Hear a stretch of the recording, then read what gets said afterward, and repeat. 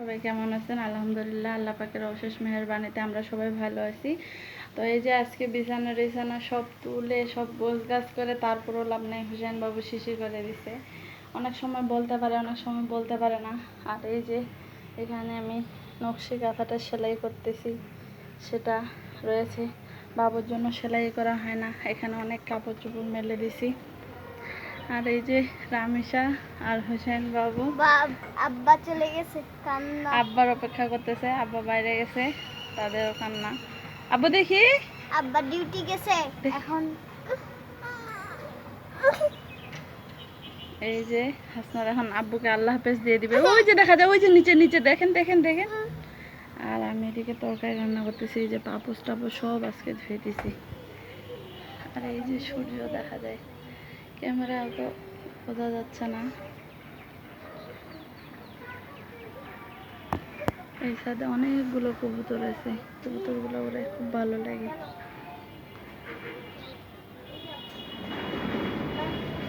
আমি রান্না করতেছি,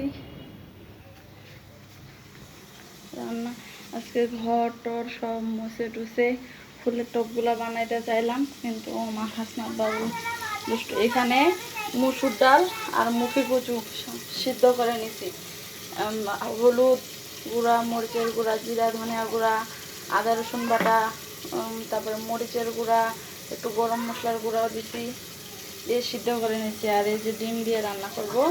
আর এখানে এই যে পটল ভাজি করতেছি। আর বাচ্চাদের জন্য এখানে নুডলস রান্না করে দিয়েছি। মোবাইলে কেমন জানি দেখা যায়। আর হোসেন বাবুকে এই যে সেরেলা খাওয়াবো, সেটাও ভুলে নিছি। এই তো ব্যস্তময় জীবন চলতেছে।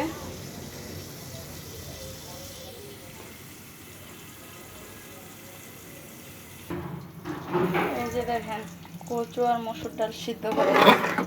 এটা আমি বাগার দিয়ে দিব পেঁয়াজ আর একটু পাঁচফোড়ন দিয়ে। তো এখানে আমি পেঁয়াজটা দিয়ে দিচ্ছি, পেঁয়াজ আর একটু পাঁচফোড়ন দিয়ে দিচ্ছি। যারা পাঁচফোড়ন খান না, হালকা জিরা দিতে পারেন, গন্ধটা ভালো আসে আর স্বাদটাও ভালো, মানে দারুণ হয়। আর এদিকে এই যে হোসেন বাবা আমার গাছের অবস্থা কি করছে দেখেন, এই ফুলের টবটা বানাইছি। এই যে ভাই বোন মিলে পরিকল্পনা চলতেছে ভিতরে।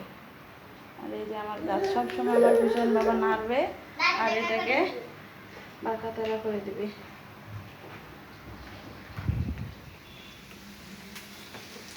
এখানে পেঁয়াজটা লাল হয়ে গেলে আমি কচু আর মসুর ডালটা ঢালে দিব। আপনাদের কাছে অনুরোধ থাকলো একজন রান্না করে খাবেন, প্রেশার কুকারে কিন্তু সিদ্ধ করতে লাগবে মসুর ডালটা আর কচুটা, তারপরে এভাবে বাগার দিতে লাগবে, না হলে আবার মানে স্বাদ হবে না। একদিন রান্না করে খায় দেখবেন। মাছ মাংস এগুলো তো সবাই খায়, সবার ঘরেই থাকে, কিন্তু এইভাবে সবজি রান্না করে দেখবেন দেখবেন বাচ্চারাও পছন্দ করবে। আমার বাচ্চারা তো এইভাবে খুবই পছন্দ করে, আলহামদুলিল্লাহ। তো পেঁয়াজটা লাল হয়ে গেছে, আমি এখন বাগার দিয়ে দিব। আর সে দেখেন আমাকে টানতেছে, ধরে টিভি দেখবে। আর এই যে বাগার দিয়ে দিছি, এই যে দেখেন কচুগুলা, এই যে এটা ভাতের সাথে মাথায় খেতে সেই মজা লাগবে, আলহামদুলিল্লাহ। আমি এখন এখানে এই যে ডিমগুলো ছাড়ে দেবো।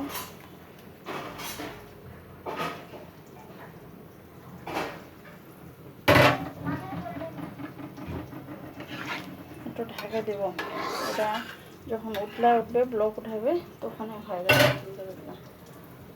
এদিক দেখি পটল ভাজির কী অবস্থা, আলহামদুলিল্লাহ এটাও হয়ে গেছে। আলহামদুলিল্লাহ আমার তরকারিটাও হয়ে গেছে। আর এখানে পটল ভাজিটাও হয়ে গেছে। আর এখানে লুডুস, মাগরিবের আজান দিয়ে দিছে, নামাজ পড়ে তারপর বাচ্চাদেরকে লুডুসটা খাইতে দিব। আর এখানে আমার ভাতটাও হয়ে গেছে, আমি এখন উজু করে নামাজ পড়তে যাচ্ছি। আপনারা সবাই বানভাসী মানুষদের জন্য দোয়া রাখবেন, তাদের সহযোগিতায় এগিয়ে আসবেন। কলিজাটা কেঁপে ওঠে খবরগুলো দেখলে, এজন্য খবর আর দেখার মন চায় না। কারণ আমি নিজেই তো অসুস্থ, মাথা ব্যথা, দাঁতের ব্যথা, কানের ব্যথা, তারপরেও বেঁচে থাকতে হয় এদের জন্য, ওদের জন্যই বেঁচে থাকতে হয়, ওদের জন্যই ভালো থাকতে হয়। তো আল্লাহ সকল ভাই বোনদেরকে রক্ষা করুক, মা কোনো মায়ের বুক যাতে খালি না হয়, কোনো বাবার বুক যাতে খালি না হয়। সকল ভাই বোনদেরকে, সকল বাচ্চাদেরকে ভালো রাখুক, মা হিসেবে এই দয়া করব। দোয়া ছাড়া আমরা আর সাহায্য সহযোগিতা ছাড়া আমরা তো আর কিছুই করতে পারি না। বাকি সব আল্লাহ পাকের হাতে। ইনশাল্লাহ আল্লাহ রক্ষা করবেন, আল্লাহ রক্ষাকারী, আল্লাহ হেফাজতকারী। সবাইকে যাতে আল্লাহ হেফাজত করে, রক্ষা করে, সেই দোয়াই রাখি। তো দেখা হচ্ছে আপনাদের সাথে পরে।